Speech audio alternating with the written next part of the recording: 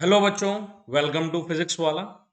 आज हम moving charge and magnetism की डीपीपी नंबर 05 का डिस्कशन करने वाले। स्टार्ट करते हैं पहले सवाल से। हमारा फर्स्ट क्वेश्चन कह रहा है a toroid having 500 turns of wire, a mean circumference of 50 centimeter carries a current of 0.3 ampere. The relative permittivity of core is 600. The magnetic field in a core is। बेटा core के अंदर magnetic field बतानी है। देखो हमारा torrid कैसा होता है कि कुछ इस तरीके का,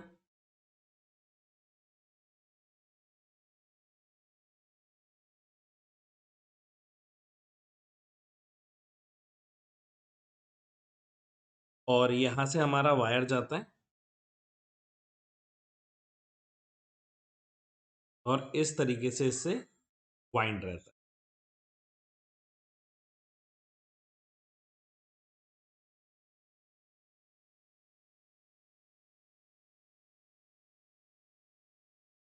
इस तरीके से रहता है।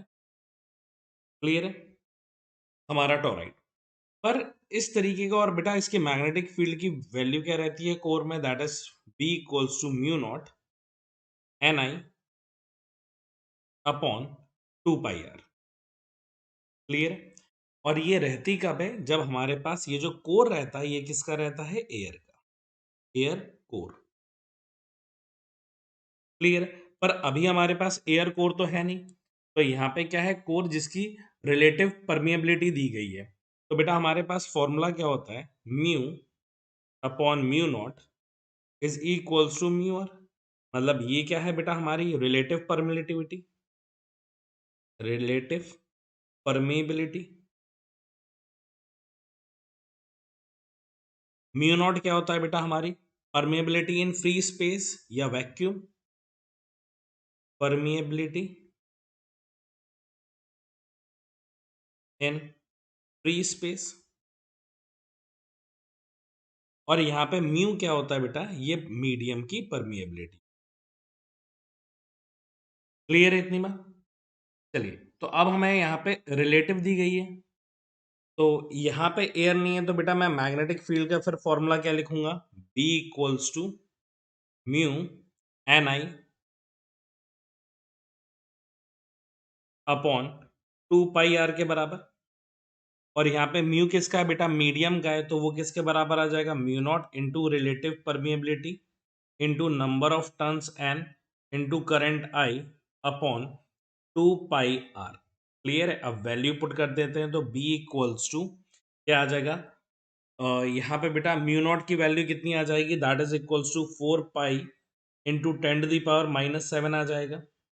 म्यू आर कितना दिया गया है, that is 600 into number of turns कितना है बेटा 500, तो multiply by 500 into current I दिया गया है 0.3 ampere whole divided by 2 pi into R. तो यहाँ पे बेटा आर की जो वैल्यू दी गई है दैट इज गिवन एज, हमारा कितना दिया गया है 50 सेंटीमीटर, तो 50 into 10 to the power -2। Clear है इतनी बात। चलिए अब इसे सॉल्व करते हैं। यहाँ पे बेटा 2 पाई नहीं आएगा, क्योंकि यहाँ पे हमें जो दिया गया है वो 2 पाई आर की वैल्यू दी गई है। ये टोटल क्या है बेटा, सरकमफ्रेंस, तो यहाँ पे मीन सरकमफ्रेंस दिया गया है दैट इज 50 सेंटीमीटर। तो यहाँ पे रेडियस नहीं, मीन सरकमफ्रेंस है, तो इसकी टोटल वैल्यू कितनी आ जाएगी, 50 into 10 to the power -2। Clear. 50 से बेटा ये कितने टाइम्स चला जाएगा, 10 टाइम्स चला जाएगा। क्लियर है। ये ऊपर जाएगा तो ये 10 टू द पावर +2 हो जाएगा। तो यहाँ से बी लिख सकता हूँ 7200 इंटू पाई की value 3.14 into 10 to the power -5। Clear है। तो यहाँ से बेटा magnetic field B equals to 21600 आ जाएगा इंटू 10 टू द पावर -5। इसको लिखोगे तो magnetic field is equals to 0 something 2 tesla आ जाएगा। क्लियर है। इसके नियर बाय देख लेते हैं कौन सा ऑप्शन करेक्ट है बेटा, B option 0.226 tesla is the correct answer. Clear है।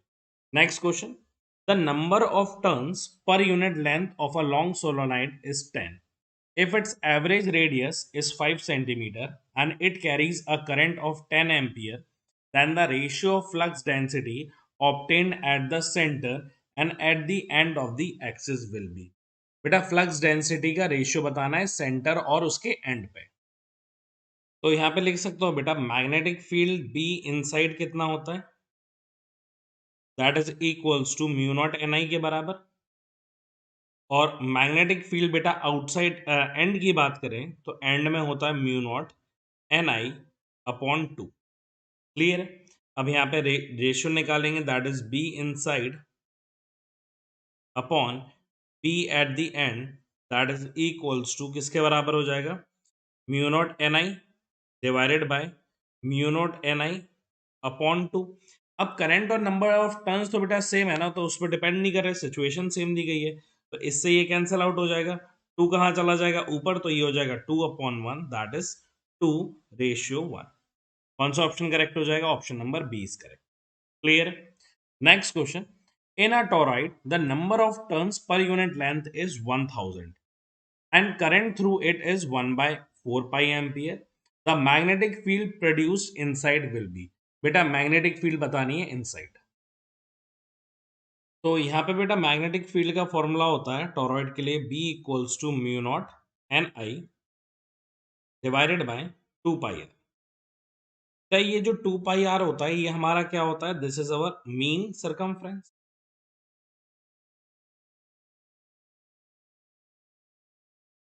क्लियर है। तो यहाँ पे हमारी मीन सरकमफ्रेंस हमें निकालनी पड़ेगी।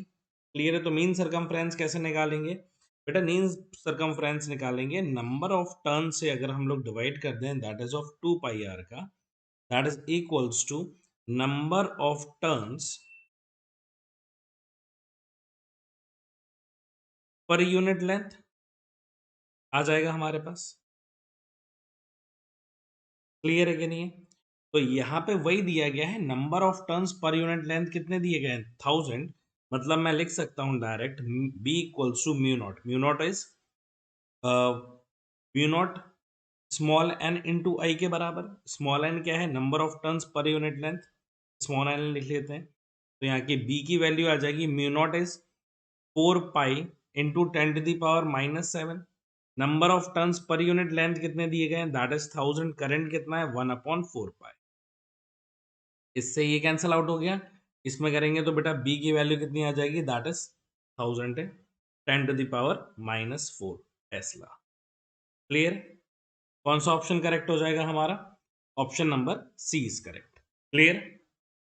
Next question, the expression of magnetic induction inside a ideal solenoid carrying a current I having number of turns per unit length is n।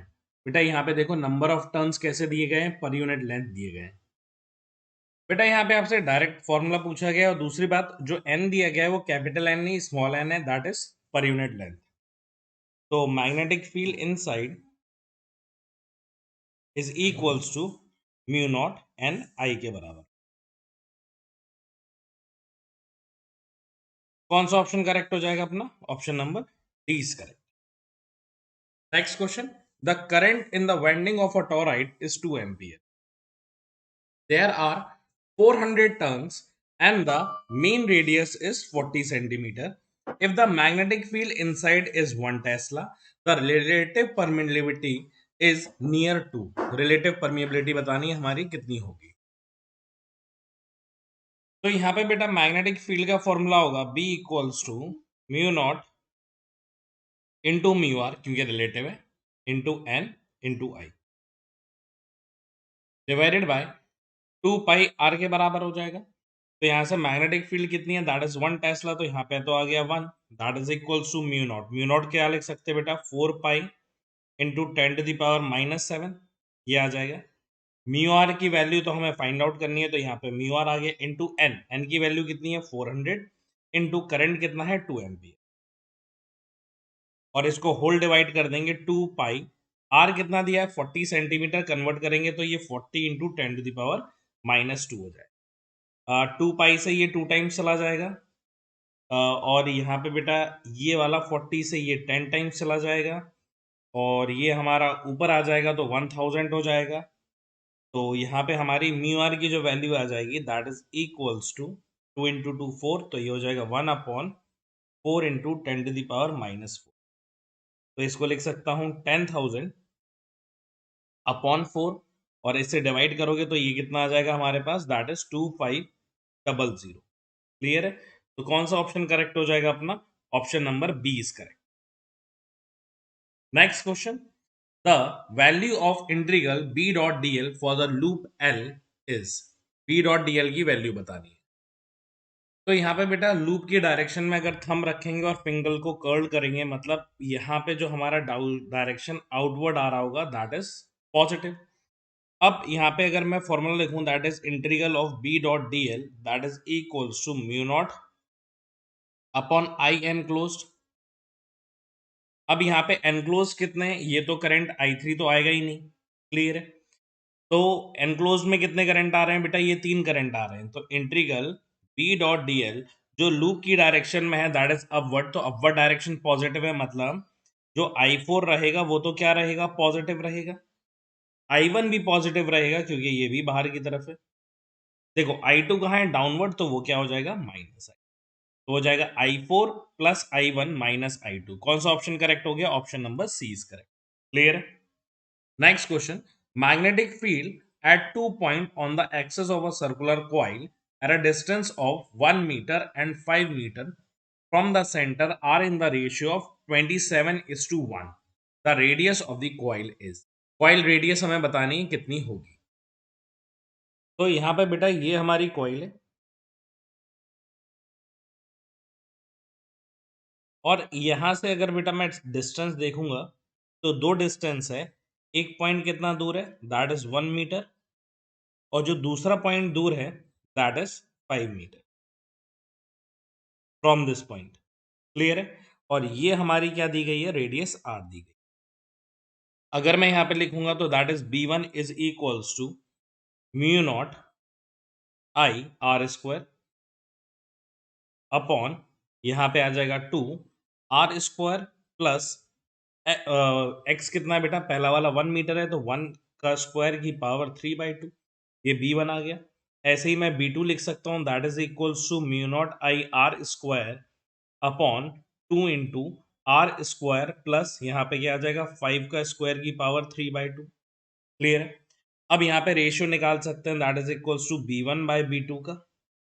अब यहाँ पे बेटा अगर डिवाइड करेंगे तो देखना, ये वाले टर्म से पूरा ये वाला टर्म कैंसिल आउट हो जाएगा, 2 से 2 कैंसिल आउट हो जाएगा, ये ऊपर आ जाएगा that is R square plus 5 square की power 3/2 divided by R square plus 1 square की पावर 3/2। क्लियर है? और ये किसके बराबर आ जाएगा? That is 27:1। तो इसको लिख सकता हूँ 27, जिसे मैं क्या लिख सकता हूँ बेटा?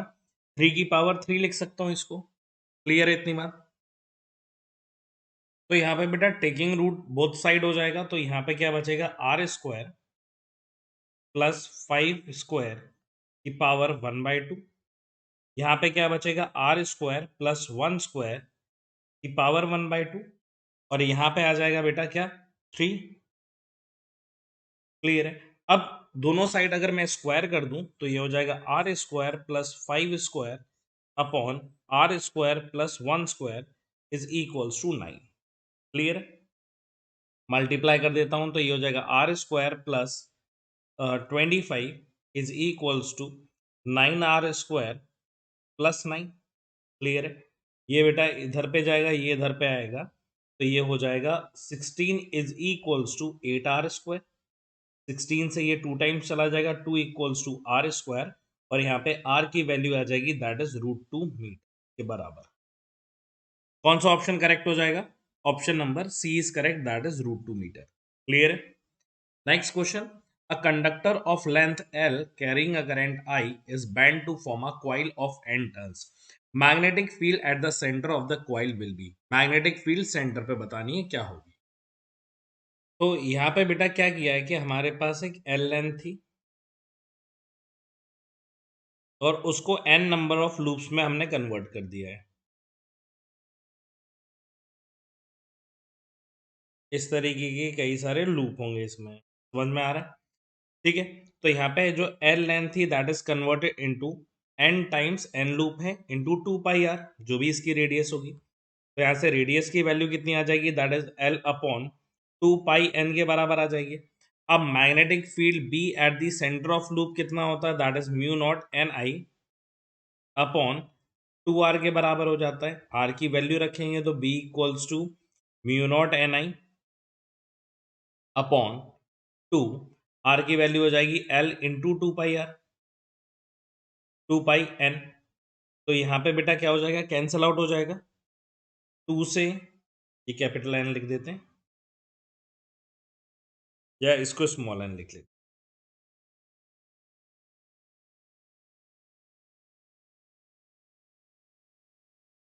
तो ये हो जाएगा 2 पाई एन, 2 से ये 2 कैंसल आउट हो गया। तो मैग्नेटिक फील्ड जो आ जाएगी that is mu naught N square into I upon L के बराबर आ जाएगी। क्लियर है? और यहाँ पे पाई भी बचा है तो एक पाई आ जाएगा। कौन सा ऑप्शन करेक्ट हो जाएगा हमारा, mu naught N square I into pi by L. तो ऑप्शन नंबर बी जो है mu naught pi N square I by L, option number B जो है वो हमारा करेक्ट हो जाएगा। Clear? Next question, a square loop of side length a is shown in the figure diagram. A magnetic field at point p due to a configuration. बेटा magnetic field p point पे बतानी है कितनी होगी।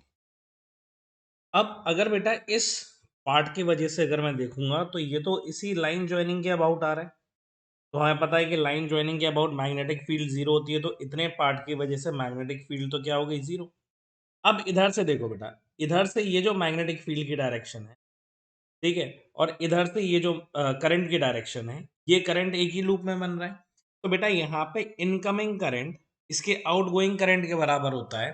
तो जब भी किसी भी लूप में, ध्यान से सुनना, जब भी किसी भी लूप में इनकमिंग करंट आउटगोइंग के बराबर होता है तो उस पॉइंट पे नेट मैग्नेटिक फील्ड जीरो होती है, क्योंकि इसके वजह से बेटा मैग्नेटिक फील्ड इनसाइड आ रही है, इसके वजह से इनसाइड आएगी, इसके वजह से आउटसाइड आ जाएगी। तो ये वायर इस वायर की मैग्नेटिक फील्ड को कैंसिल आउट कर देगा। इसकी वजह से कहाँ आएगी बेटा, आउटसाइड, और इसकी वजह से कहाँ आ जाएगी बेटा, इनसाइड। तो ये वाली इस मैग्नेटिक फील्ड को कैंसिल आउट कर देगा। तो बी पॉइंट पे नेट मैग्नेटिक फील्ड जो आ रही होगी that is zero. Clear? Next question, magnetic field at outside of the long hollow cylinder shell of radius r and carrying a current I is B. Magnetic field at a distance 3r by 2 from the axis of the cylindrical shell is. तो अगर बेटा एक cylinder की hollow cylinder की अगर magnetic field देखें,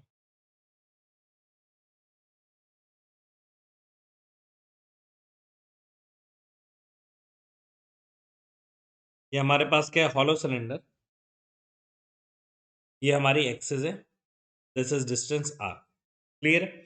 इस point पे अगर मैग्नेटिक फील्ड देखेंगे तो बी कितनी आ जाएगी, that is mu naught I upon 2 pi R के बराबर। क्लियर है? अब अगर एट द डिस्टेंस कितने पे देखूं मैं, 3r/2 पे देखूंगा तो कितनी आ जाएगी बेटा, B dash is equals to mu naught I upon 2 pi, R की वैल्यू कितनी आ जाएगी, 3r/2 आ जाएगी। तो अगर बेटा रेशियो निकालना है बी अपॉन बी डैश का तो क्या हो जाएगा, देखो म्यू नॉट आई से mu naught I cancel out, 2 पाई से 2 पाई कैंसिल आउट, आर से आर कैंसिल आउट। यहाँ पे क्या हो जाएगा बेटा, ऊपर क्या आ जाएगा 3, नीचे क्या हो जाएगा 2, तो ये हो जाएगा 3/2। तो बी डैश निकालना है तो B dash is equal to 2/3 of B के बाद। क्लियर? कौन सा ऑप्शन करेक्ट हो जाएगा अपना, option number D is correct, 2b/3। Clear है? थैंक यू सो मच बच्चों, मैं उम्मीद करता हूं आपको ये डिस्कशन समझ में आया होगा। बाकी हम लोग अपनी नेक्स्ट डीपीपी के डिस्कशन में मिलते हैं। Thank you so much.